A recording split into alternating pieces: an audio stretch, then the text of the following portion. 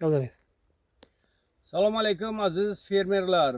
Mana bu yil 26-yilda bizlar Toshkent irrigatsiya instituti orqali ular birgalikda plazma orqali bizlar Buxoro 6 navini o'zimizga sinab 16-aprelda ekdik paxtasini. Mana hozirgacha bizlar ishlov berib bir-biridan farqi yana xorijiy nav bilan o'zimizning navlarni yana Buxoro 6 elita navini bir-birini farqini hozir ko'rsatib beramiz. Ana hozir sanasa agar bitta nimasiga 20 ta ko'sak bor. Marhamat, ikkinchisiga ham xuddi shunday. Ular qo'shqator usulda ekilgan. Ana bu ko'saklarni ko'ryapsizmi? 20 ta. O'zi bilingki, har bittasi ko'saklar 9-10 gram xudo xolasa paxta beradi ertaga nasib bo'lsa.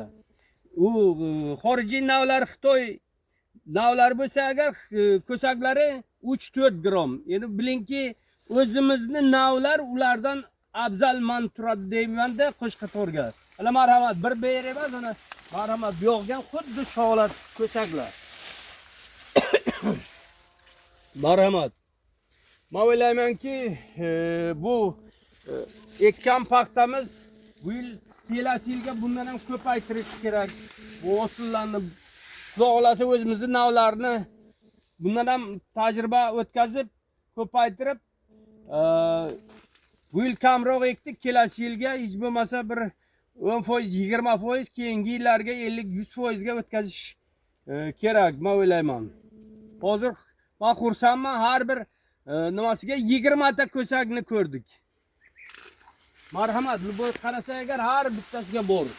Bemalol qo'shqator ekilgan, berilgan o'sha ko'saklar bor. Ana marhamat, yana bir verga emas, hammasiga bor. Ana ko'saklar. Marhamat.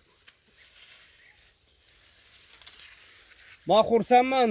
Rahmat bularga, ana shu tajriba orqali plazma urug'larini nima qilib shularni bizga yetkazib berdilar, biz ekdik. Men o'ylaymanki, har bir gektar yerdan hosildorlikni chamalab ko'rsa agar xudo xolasa 60 dan ziyod 70 sentiner, 75 sentiner olish qobiliyatiga ega bo'lamiz nasib bo'lsa. Bularni urug'ni kelasi yilga buni ham ko'paytirish kerak.